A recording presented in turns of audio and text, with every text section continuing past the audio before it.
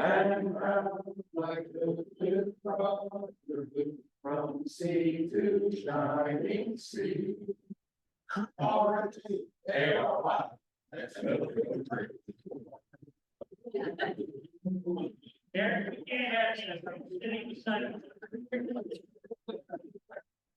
Thank you.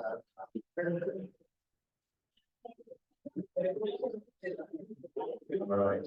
So sliding into second base, Leslie Oliver, we have to work the door, and she is ready as always to introduce our guests. So Leslie. Thanks, President Eric. Okay, so I understand there's quite a few. I know you, so we'll not be talking to you like that. But I see there's quite a few guests. Yes, Shay, you've got a lot. Shay is recruiting 101. So I love it. We're going to start. I'm coming. You're going to stand up and tell us a little bit about yourself and name, maybe where you come from, and welcome. My name is Dan Borges. I'm a real estate agent at Borges Real Estate Team. Moved to Raleigh in 2006. Before that, I spent most of my life in Michigan. I was born in Cuba. Came over in 1980 on the railroad. Awesome. Great. Well, thank you. Next.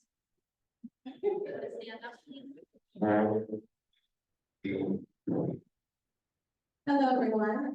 My name is Debbie Houston. I'm here for Shade. I'm originally from New York. Been down here since, unfortunately, the whole 9/11 situation happened. I came right after that. I didn't stay here no more. And I have a friend living in Raleigh. I'm a real estate agent as well. And I also earned a child partner.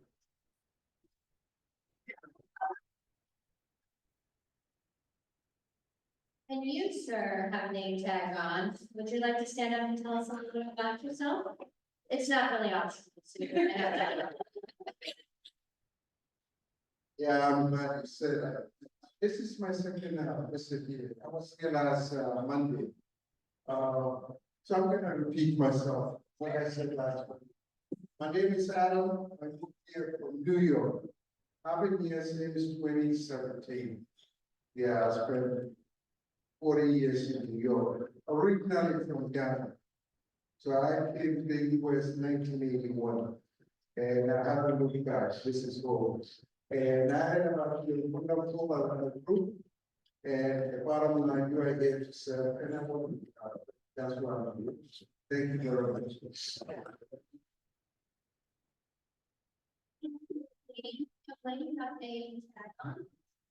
Please stand up and tell us a little something. I'm Denise Akins. I am an agent of New York Life.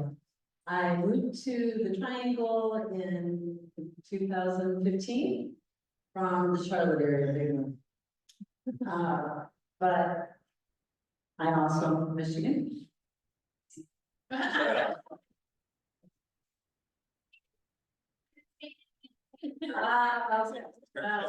Go green. Anyway.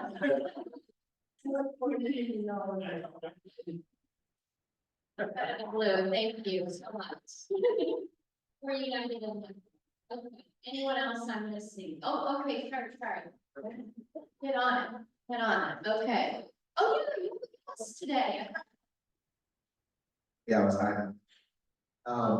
Yeah, so my name is Ray Richmond. I'm a friend of Paul Watson. We've been friends for many years, and he invited me out to this Raleigh, and I love the mission of Rotary, and they serve and support the local community and international. So I'm pretty familiar with the messages and the branding and everything Rotary pushes out. And with my company, I'm on PA marketing pros out in North Carolina, and I take care of a lot of businesses regarding website development, advertising, and marketing, all the way to television, advertising, everywhere on ABC. So yeah, that's a little bit about me. If you want to know about me, introduce yourself. I'm not a stranger. Thank you. Okay, that is anyone. Okay, no, okay, well, if you want me to sing Indiana or Indiana, I will, but in other words, I'm just gonna come right back up here and pass off things. Thank you, Leslie, and Kurt will send you back to school, not being blank. So, to the real tours, we have enough bankers in this club to take care of any mortgage needs that your clients would need to have. And Adam, if I'm correctly, you were with the Department of Corrections, New York, is that correct? So we're a full service club. We have lawyers who can defend you. We've got judges who can send you to prison, and we've got Adam that can take care of you while you're there. So full service. All right, now, who comes one of the greatest pieces of our Rotary activities, that's what we conduct a new member. So, Reverend Diamante, our Director of Membership. Thank you, President Eric. Glad to be back this Monday. I missed y'all last week, had some family business to take care of, but how are we doing today? How are we doing today? There we go, there we go, there we go. Glad to be back. I know Father's Day is this weekend, if I'm not mistaken, so celebrate all the fathers here. You guys have got some major news. I know I give my dad some headaches, but I still love him. Happy Father's Day to you all, Rotary. With that being said, we are doing our induction ceremony today. Can you come, Susan? And can you come, Carrie? Still want to talk about your president here so bad.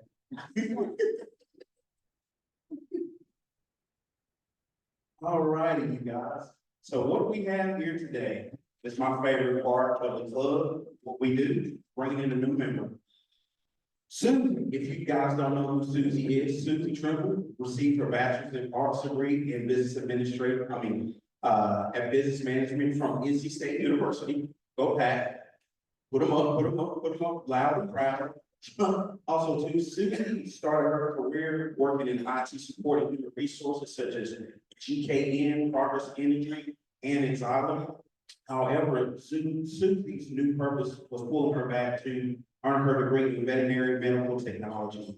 After graduating school, she became a veterinary assistant at Manfield Pet Hospital. Her love for animals has allowed her to volunteer at other organizations such as Operation Catnip and Saving Grace, which these organizations she's in helps animal rescue. And also she was a part of the Raleigh JC membership director. And in her free time though, she loves photography, travel, and reading.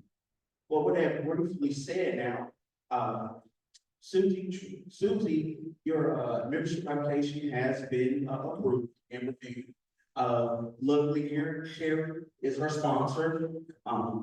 So with that being said, Susie, your application has been approved in accordance to our club's constitution bylaws. We will now proceed in admitting you into membership in the Rotary Club and the friendship of Rotary throughout the world. By entering, I will. Question number one.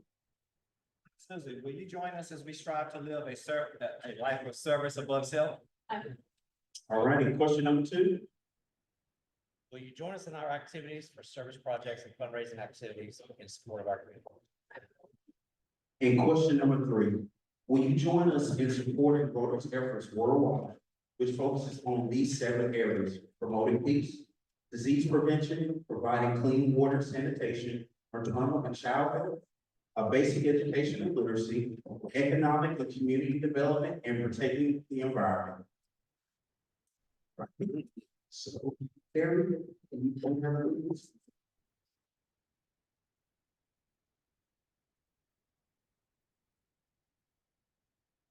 All right, may I ask all Rotarians please stand up real quick and give her a round of applause.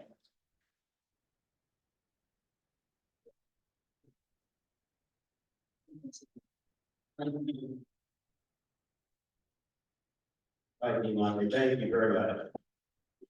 And Susie, welcome. Anybody who loves animals is a friend of mine. All right, so a little bit of a song today, or it is a song today. And that is just found out that last night, longtime member of this club, Sam Stone, passed away.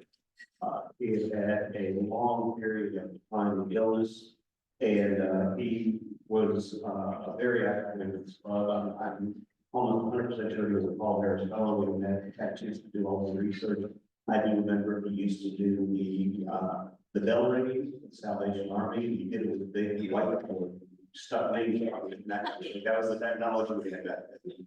If you've read it or have a copy of the history of the Rotary Club of Raleigh, Sam wrote that. So he has a great Rotary history. He was a chaplain at, I believe, Duke, is that correct, Harry? He was a chaplain of seminary. Went to seminary and served as a chaplain.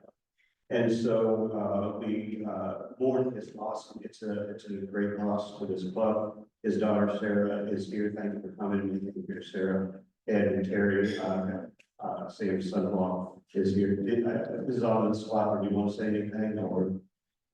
No, okay, well, our heart goes out to you, a great man, a man full of love and passion for everybody you met and served for this club. So we're gonna have a moment of silence for Sam's son. Not so much in sadness, but in gratitude that we all move. So moment of silence.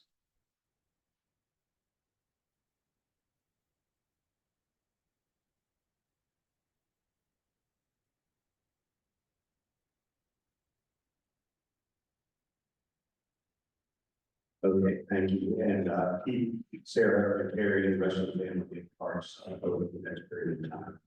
So with that, we have our chance for an update on our service activities. I think that's how Richard come in. Here we go. Go ahead. Good afternoon, folks. Richard Hager, your service chair. Just want to talk about our service project in June, which is our partnership with Dix Park. You've probably seen in the news how it was officially debuted the past weekend. Beautiful weather and full crowds. So we have an opportunity to sign up and get folks to sign up for the Dix Park Conservancy. We'll get a free membership and a free shirt if you volunteer. And link has gone out. We've sent it out one time. There are plenty of shifts available during the week and the weekend, which is a 3-hour shift. So I highly encourage you to volunteer if you can and help strengthen this partnership between our Rotary Club and Dix Park. No July service project as of yet. Kevin Summers will be your service chair, and we'll have some announcement of that as we continue. So thank you very much for your support. We're going to move forward with the club in particular in the service area. So time for our raffle. Tommy, can we bring you back up to make somebody a little bit more wealthy? Absolutely. Now you can probably wait to turn out.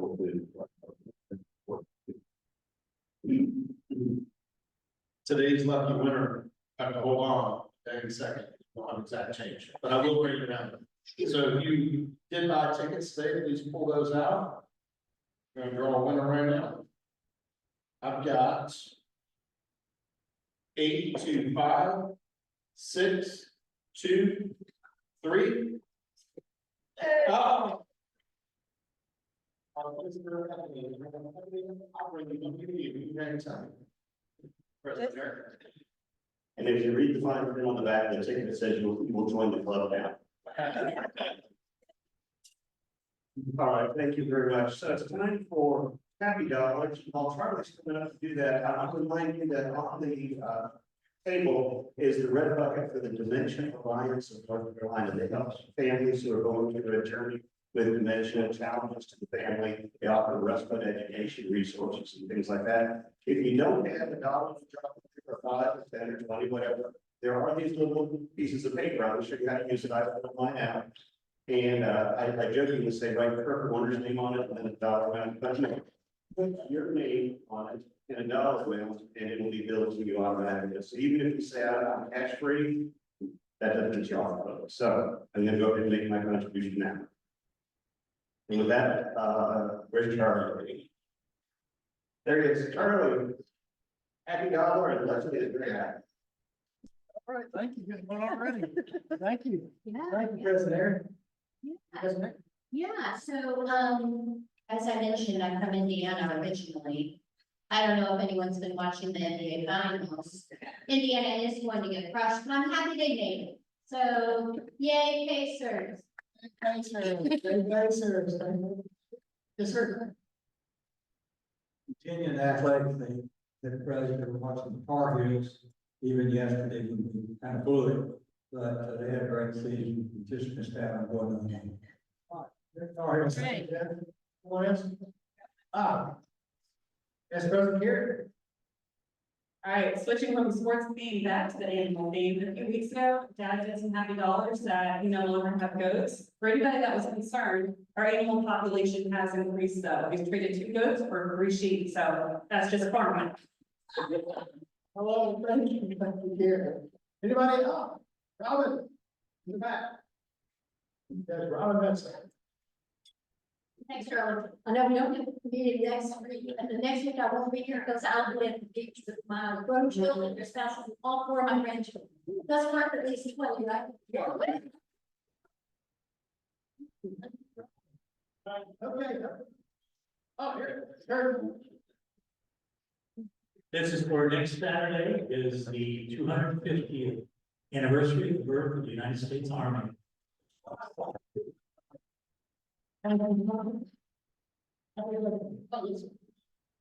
Saturday found out after a bunch of children from my middle son had a child, so.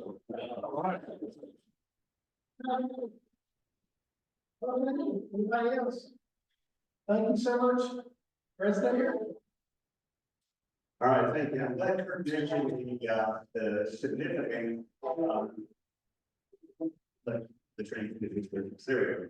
The significant anniversary of the United States Army preceded the United States as a country, actually. So very, very important time. Just and we appreciate all members of all the services, but with all the people who served in the Army, I know we have 2, 3, 4 probably right now here. If you would stand up, members of the United States Army.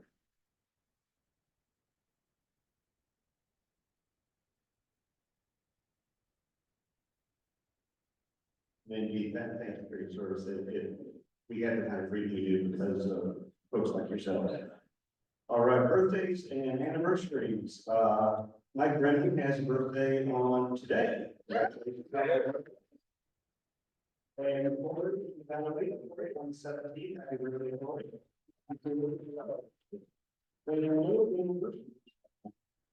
For this upcoming couple of weeks. So upcoming meetings, we have no meeting next week because of the Juneteenth holiday. And then we're going to have our changeover meeting on the 23rd. That's where I'm Pastor Gal over in Harrison. And so we'll have a very good meeting. We'll be recognizing people. There's an award that has not been announced to the general public that will be presented actually to awards not and Harrison and Tommy are working up the tar and feather and getting the rail out to only out of town.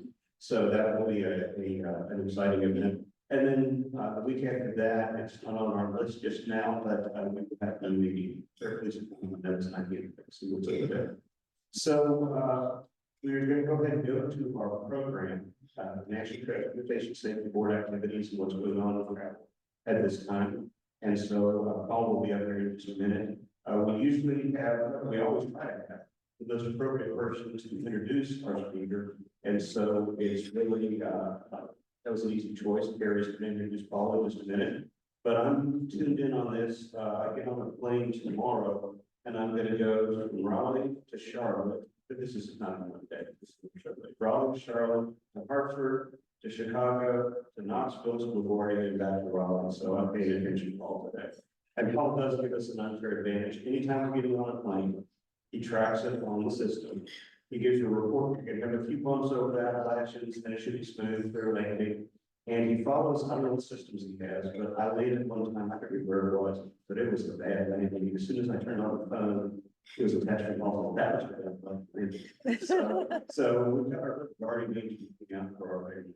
So with that, I'll turn it over to Gary to introduce past President Gary, excuse me, past President Gary, introduce us. All right, thanks, President Eric.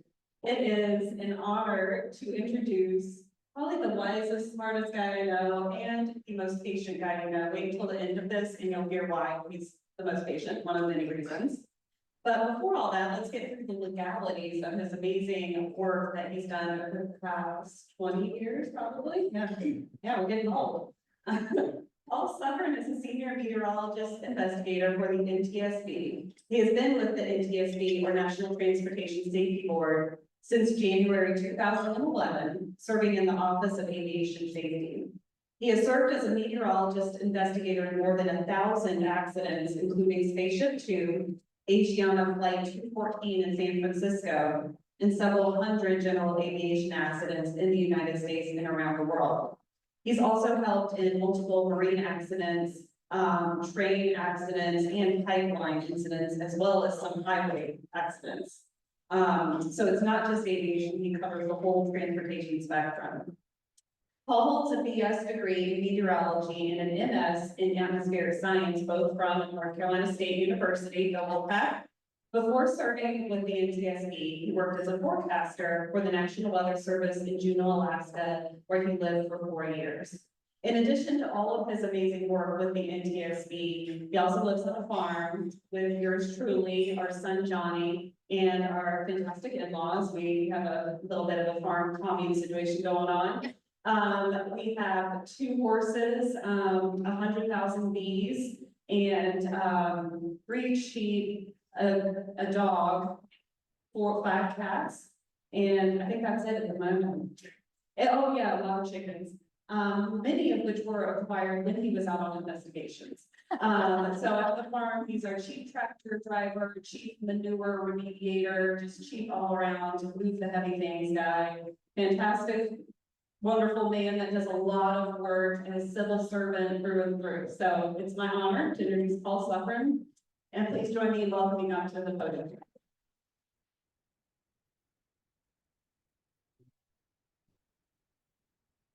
Today, come speak to you about what I do for a job. The PowerPoint included here. Yeah, as Terry mentioned, I've been here at the NTSB since about 2011 or so.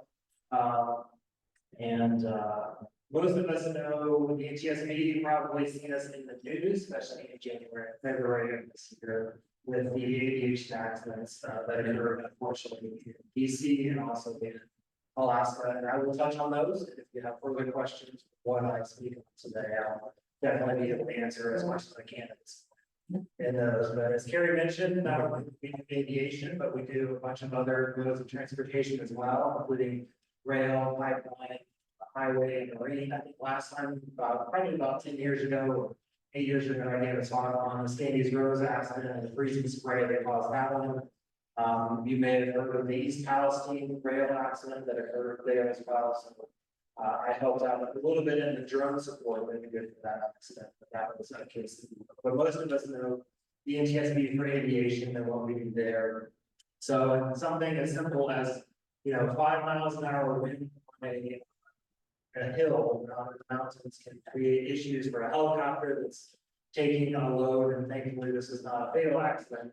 But it can create an accident where the NTSB will have to go look at the causes of that accident and determine the probable cause of that case there as well. So, and as I mentioned, I'll definitely, towards the end of my talk, I'll talk a little bit about what happened in Washington, DC, and what we've learned from the investigation so far, and a little bit about accident that happened in Alaska of a Cessna 208 Caravan.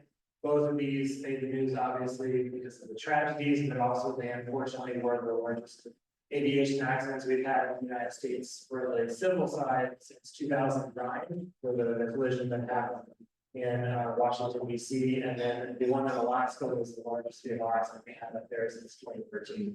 So unfortunately, those 2 cases have come around this year and happened within about 7 to 10 days of each other there as well. So if you don't know anything about the NTSB, I'll give a little bit of a background and a flow chart, because I know you came here on Monday, around lunchtime, you had some food and nothing better than the flow chart. But we're a completely independent agency. We're not part of the DOT or FAA. In fact, a lot of our recommendations that we do to the transportation industry, make the industry safer, go to the government, make them safer in there as well. We have 5 confidentially appointed nominees. As you see at this time, we just have 4. We have 1 vacancy. You may have seen our chairman Hamdi or Minister Inman if you watched any of the news around the accident that happened here in Washington DC. They gave a lot of press briefings and things like that, and that's what a lot of the board members do. Along with issuing our recommendations and our final reports, is that they provide their spokesperson for being on scene while the investigators and myself are going on the wreckage or doing interviews. So a little bit about where we are. So a lot of us still work remotely, thankfully, because unfortunately an accident can happen anywhere. So you can see on the screen now we're broken down into about 4 main areas. The offices up in Alaska actually cover Hawaii as well, based in Anchorage. In the Western Pacific area, it's Seattle, and Denver, Colorado area for Central, and then Washington DC for the eastern part of the United States. And so a lot of the accidents, of course, could happen anywhere, and so folks work remotely pretty much in every state, except I think about Maine and Hawaii. We used to have 2 investigators, a husband and wife team that worked in Hawaii, but they retired in the last 5 years. So we don't have anybody in Hawaii. And so from a point of view of our investigation, we are not first responders. So when we go out to an accident scene, we are looking for perishable evidence of what we see on the scene, people's memories, witnesses, all kinds of those is what we're trying to do from the NTSB side. We're not firemen, police officers, or healthcare folks, or taking people to the hospital or anything like that. The only exception to that is our folks in Alaska. So lots of times a accident will have a very remote location. And out there, they will be the first people in there with the state troopers, unfortunately recovering the remains and things like that as well. So if you ever hear some stories of the NTSB folks in Alaska, they have a much more challenging environment than many of the other folks in the lower 48 do there as far as responding to scenes. And they actually have to bring a firearm because they're bears and moose and other wildlife as they're going as well. So the last one I do want to mention that a little bit more recently is commercial space. So if an accident happens in the commercial space side, then the NTSB would lead that investigation. There's criteria for it and all things there as well. But I know there's a launch tomorrow down at Cape Canaveral, so I'm on call as of 5 p.m. this afternoon, so I will be making attention to that. If there's anything should happen there as well. And I can touch more on that if you have any questions on that. So here's the flow chart for everybody to see. I only bring it up to mention the area that I work under. It's the third line down to operational factors is where the meteorology group is, weather. And in my group there's operational factors. Those are former pilots.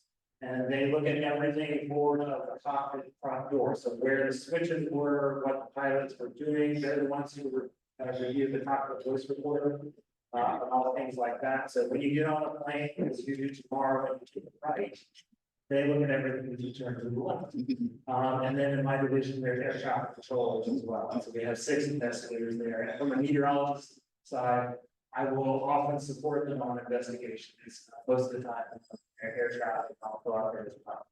And so what we have from an initial loss point of view, and I want to step through a couple of different scenarios there. I want you to be thinking of this when I talk about the Washington DC midair or the Alaska accident, because we're in these stages as far as response are. But in a typical accident, we have a 24/7, 365 folks in our response operations center, or ROC, because it's a government, we need an acronym. And they are looking at everything from media side, not just nationally, but internationally. If it involves an American person, part or plane anywhere in the world, so a Boeing 737 that gets involved in an accident in India, we would have at least one person that would want to take a look at that accident, because there may be something safety-wise that they're going to learn that we can bring back to the United States. And so that's why we want to look at those particular cases. But Response Operations Center will get folks that are on call, the information in a timely manner, usually by text message or email or something like that. They'll call us if it's after hours. And so we will begin to do the response of the team. And so basically, you'll see on the lower right-hand portion, it involves a board member. Lots of times we use one of the FAA jets to get them out to the scene, because they're going to be the ones that are going to be the spokespeople for the accident, while the investigators will go out and look at the wreckage, talk to the people when it's there. So we need them to take that portion from us. Lots of times also, you'll see on the lower left-hand portion is a cockpit voice recorder, it's like data recorder, it's a larger plane. Pretty much 10 people or more have one of those that should be operational. We want to go to the scene to get those, get that on the plane and get it back to headquarters, because headquarters there in Washington DC is one of the only places you can read it out. And so a lot of these, some of them were manufactured in the 1970s, 1960s. If you ever go to Washington DC, you want to get a tour, like but the data they're able to pull from, microfiche and stuff like that is just pretty amazing what they're able to do.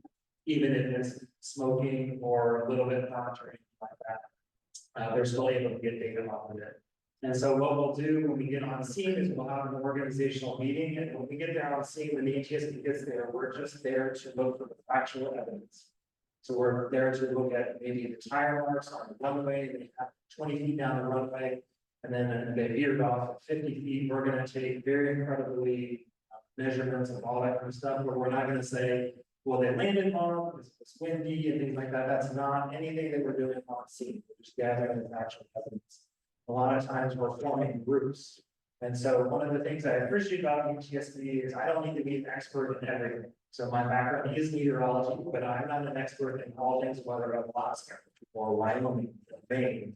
And so we will form groups that will provide technical expertise to our investigations. And they will be there for the on-scene phase to help us gather evidence as we get there as well. Unfortunately, for many of you that are lawyers in the group, they're more media or things like that, these organizational meetings, and you do have to fill out a little bit of paperwork to be a technical expert, but they're very, very helpful.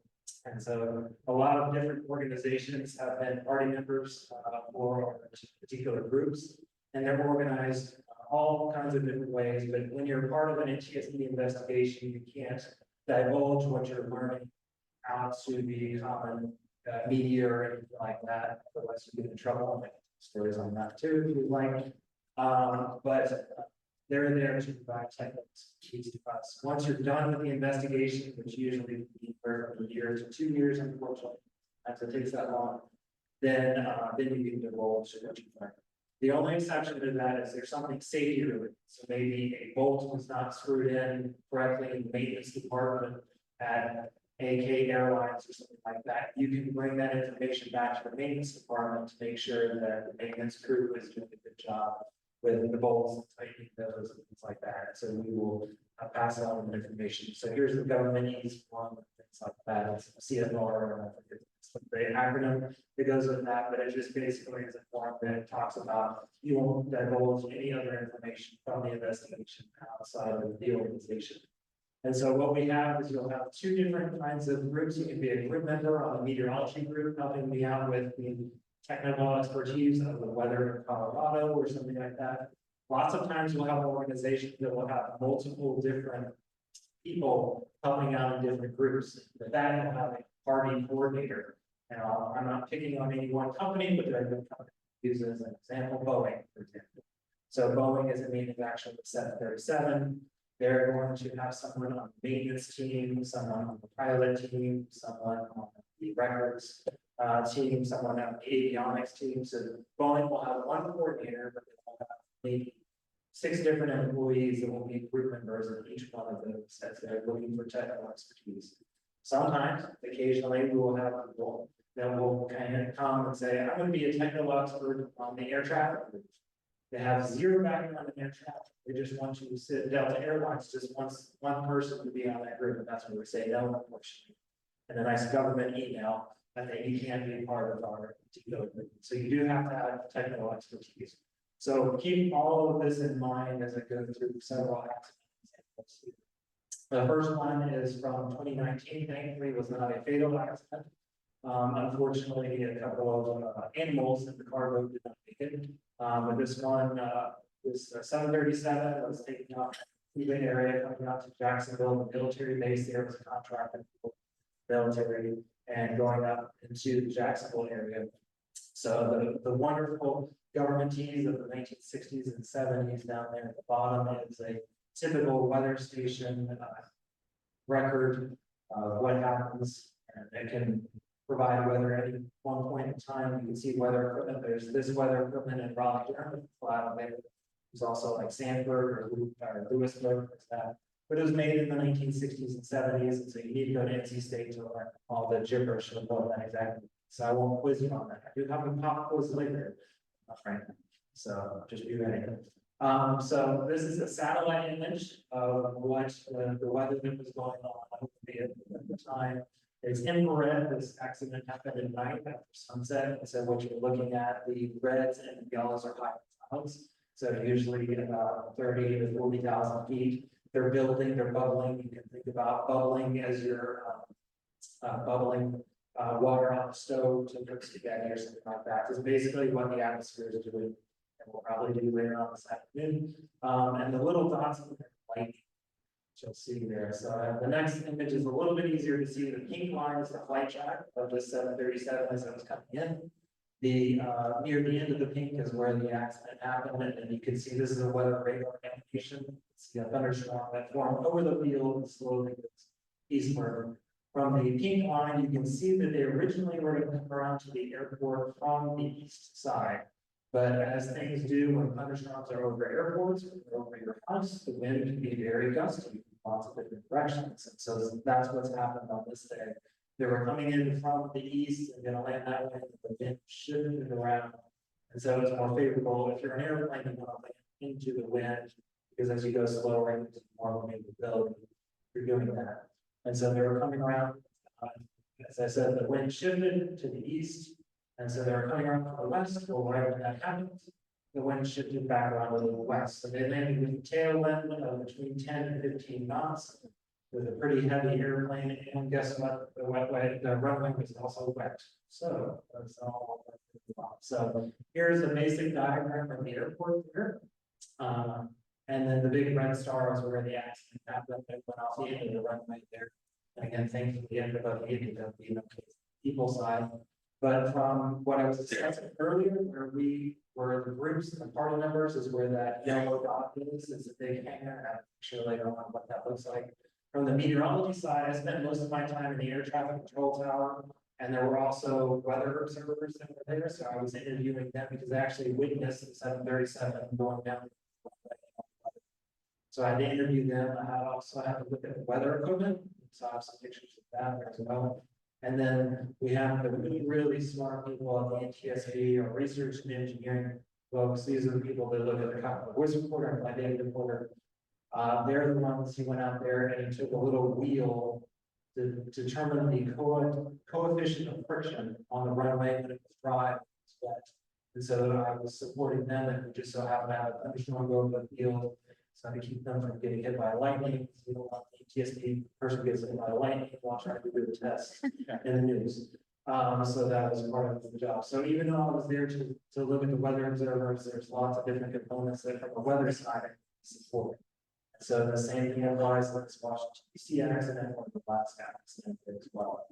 And so here's a couple of pictures. So the far to the right is the hangar where we all met each and every morning and in the afternoon, kind of discussing what factual information you were learning, and then we had to remember the top scene and did that data to the media after that very world. Again, we're not discussing analysis. Here's the weather equipment that we were looking at that was on the other side of the runway. And then last but not least, here's your first pop quiz. Okay, this building was near the weather equipment. What do you think that building could do weather-wise? Any guesses? No, not balloons. Didn't measure the wind correctly. Very good. The wind current, if it's coming from a particular direction, that building was right in the way of where the wind flowed to the equipment. So you get some variability of that was from the southwest. You could have some measurement limitations looking into that because the wind was shifting during that there as well. And so here's an animation of 2 days later when they wanted to get some performance testing, run down the runway with an F-51 Ford, and one guy was taking his arm out the window as he's wheeling the friction testing and doing all that stuff. So that's all the kinds of. So it culminates in a big report. It looks like on there on the screen, but it's a lot of words. But we want to provide all the factual information that we learned in a particular accident. So any person can look through that and you can look through the information that we gathered. And while we have a probable cause, if you think the probable cause is different, you can, bring that forward. And in larger cases, it will have its own website and things like that. And the investigator in charge, who's the person on scene, who's organizing each one of the different groups for the NTSB, will put out a final report. So you saw my meteorology report was about 50 or 60 pages. This one will be only 5 pages, and they'll pull just a couple of sentences from the weather portion. And shit and things like that. We'll go to the final report. So here's a couple of pictures from the accident area. It's able to give to you. And then our probable cause, talking about landing long and landing tailwind and hydroplane. So that's the probable cause. So from the NTSB side, from aviation, we are charged with coming up with a probable cause for every aviation accident in the United States, which unfortunately is about 1,200 a year. Thankfully, only about 200 of those are fatal. The rest of them are people landing at an airport like Sanford or Lewisburg, and it's their first time flying, and they are landing with a private airplane, they bump the wheel a little bit too hard, and that breaks, that's an accident, and we have to investigate. We'll get that information all the way up to accidents like this. And so I'll try to provide a couple of updates on the Washington DC accident, the mid-air as well. If you're not familiar with it, I'll step through a couple of things. So it was a military helicopter coming from the north down to the south, and then they jet coming out from the south. And it just so happens I actually took the exact flight track of flight 5342 on my way to Louisiana about 10 days prior to this accident. This one happened at nighttime. And there are a couple of images there talking about how it's getting closer and closer. If you're not familiar with and didn't see the briefing, all the way on the right side, if you look at the kind of the purple lines, is all the agreed upon use helicopter routes that the military can take around Washington DC. They do this mainly for training, obviously to keep very important people safe. If something very bad were to happen, that's why they train on these military routes and why they're there. Unfortunately, the traffic of airplanes, personal wise, have gotten a lot more over the last 20 years. And so if you're putting more and more cars on the road on the interstate on 540 to 440, you're going to get more traffic jams and higher chance of an accident. The exact same thing has been the case here. And over the course of our air traffic and other researchers did some digging, and there were over thousands of close calls, and then around 80 near misses in the last 5 to 10 years at this particular airport, all of which raised a red flag. So I know not many of you or any of you work in the aviation industry, but probably you work at a business that has data. Make sure to review that data and find safety things that you could find in there. And all this data was available to the FAA, but it did not at the time choose to go through that data and look how many close calls and then were things like that runway and that airport in those things there. And so I can touch a little bit more on that particular questions there as well. Here's some pictures. We have a drone team that goes out and is able to map it as well, be able to look at that. And so here's where the passenger jet went down to Potomac. And then here's the helicopter, what it looked like in the water after the accident. And then we take all that wreckage and we want to take it to a hangar. So this is a hangar over at National Airport. And the reason that we want to do that is we want to reconstruct exactly the layout of the airframe of not just the helicopter, but the airplane, because you'll see things like this. So, the aft of the airplane you saw when the helicopter rotor went into and made contact with the plane. That's really helpful to know, because while we do have a flight data recorder, a voice recorder in this case, telling the angle will tell us exactly what responses the pilots may or may not be trying to do, how you can keep things safer and things like that. And so you'll see, if you ever see an accident, reconstruction and things like that. I think the biggest one I've seen was one of the space shuttles that went down. I think it's Columbia, Louisiana. They did a whole reconstruction of the space shuttle, laid it out for each hangar to figure out exactly the failures of the components for things like that. So we're doing the exact same with our forensic work of trying to understand that. Because when you do these things, you may find that sheared off bolts or something like that. Our metallurgists, easy for me to say as a meteorologist, are able to find where that failed. You know, it's built that bolt was built 10 years ago, but it's been over salt water its entire life, so you should have replaced it, but the maintenance guy didn't.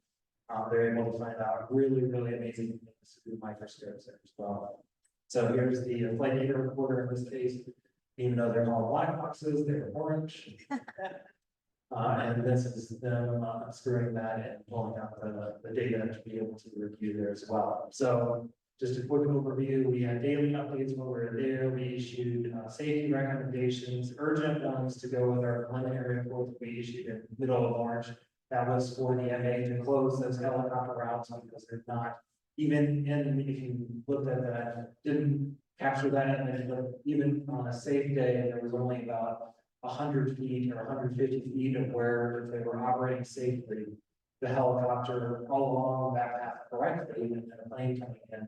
That's not a very high safety margin when the altimeter in the plane varied about 100, 200 feet there. And if you're in clouds, it's not very safe. So thankfully, the FAA responded quickly and they have closed that down for right now. And the investigative process going forward is much like I mentioned in that Jacksonville case. So they did everything on scene, and now we're stepping through the different phases.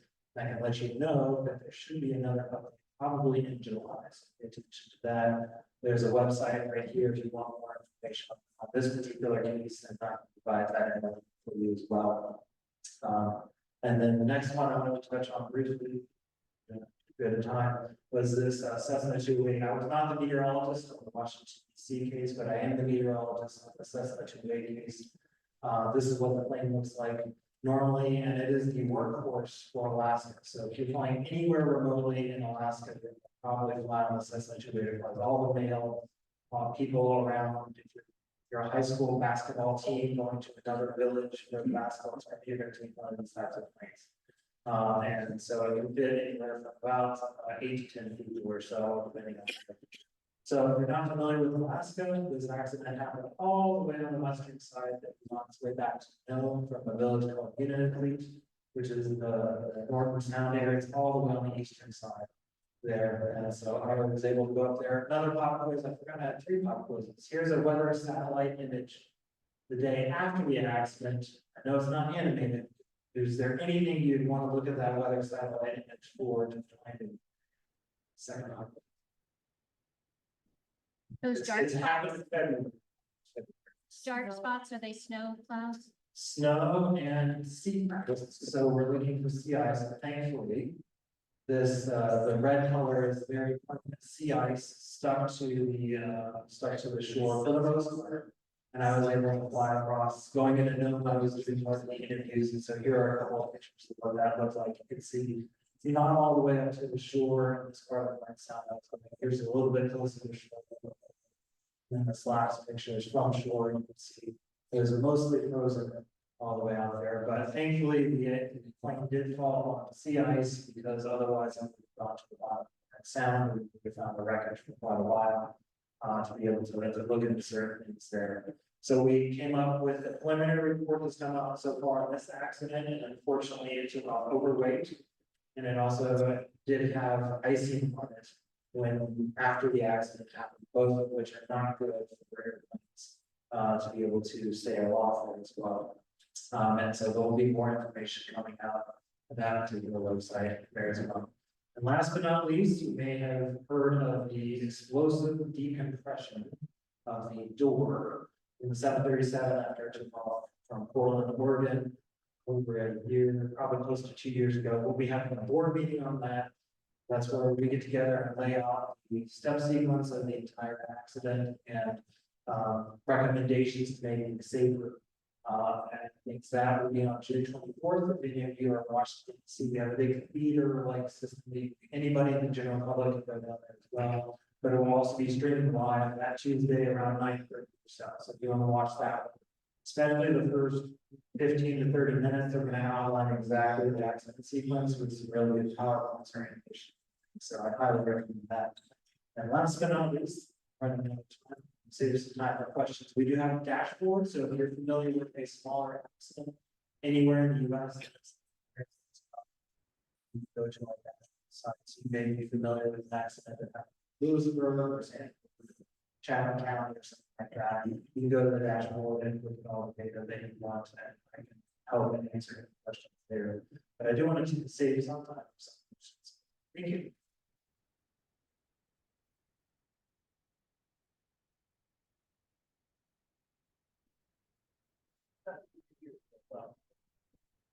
I have a question, like, do y'all also, like, having a NASA, like, they're like,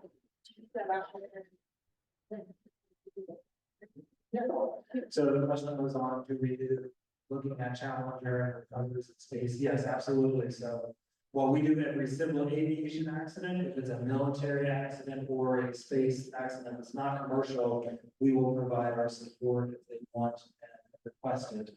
Not only that, but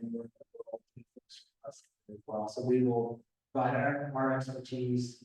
We will go. So I do know for all these space shuttle accidents that happen, we at least have one or two people going to those particular accidents, helping out NASA or helping out other government agencies. I know one person who spent, I think, 6 weeks with the one that was over Louisiana on the ground and the hangar every day, swimming through certain things.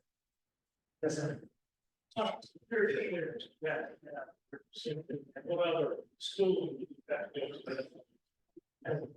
So the question was on security clearance and schooling. So I do not have a top a secret security clearance, but there are people in my organization that do, the board members do, they're able to do that. My security clearance is more or less just secure unclassified information. I forget the exact acronym, but it's that, but it's not necessarily higher. But as you go higher in the organization up to leadership levels, and they do have top secret security clearances. As far as schooling, I did my undergrad work at NC State. My grad work was in turbulence, aircraft turbulence, and I am a nervous flyer. So if any of you in the room are a nervous flyer, I am also a nervous flyer. Regardless of probably once a month, things like that. But my schooling was in turbulence related to commercial, but other than that, it's learning on the job with the other NTSB investigators. There's a couple of classes that anybody in the general public can take. They're run out of Oklahoma City if you want to get a forensic investigator and do this type of stuff, not just meteorology, but anything that come up along wreckage and how to organize that from the investigator. Those are available as well. Yeah. How long has the NTSB been around with creating this sort of reaction to an accident? So the NTSB has been around over 50 years. We just had our 50-year anniversary. It's early 70s when we were created. We were originally in the late 60s, come out of we were originally with the DOT. So, but then, you know, after about 5 years of being with the DOT and having to investigate the DOT, they're like, well, that's not good. We need to make them completely independent. So I think it's 1972 or 73 that created the act where the NTSB is independent. So we've been about 50 years. Well, are there any airlines or aircraft that would avoid? This question always comes up.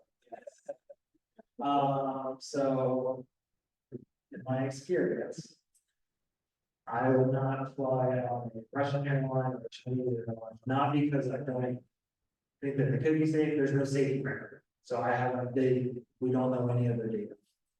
I would fly on any American airline, any European airline, any African airline that goes back and forth to the Americas or to Europe. They have to have a higher safety record to do that. South America, you know, probably most of those. As Carrie, we're going to stop. I will not skydive. And it's a smaller plane. I need to. I'm going to buy a little smaller planes in possible. That I want to notify you. Certain.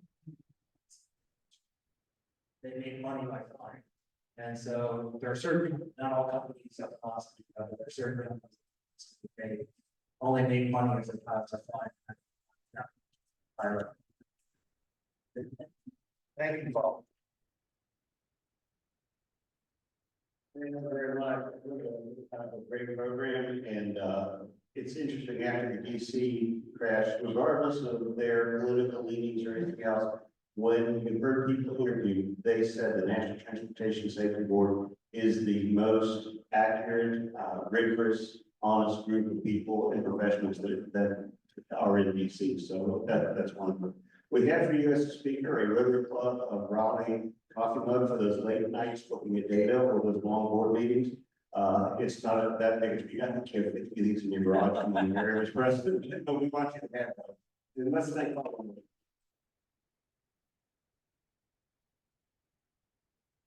All right, and I think you might be able to stay around for a couple of minutes if you have specific questions. So with that, let's Rotarians, all rise, please. And we'll recite the full test of the things we think, say, and do. Is it true? Is it the truth? Is it the real functionality? Is it the real beneficial?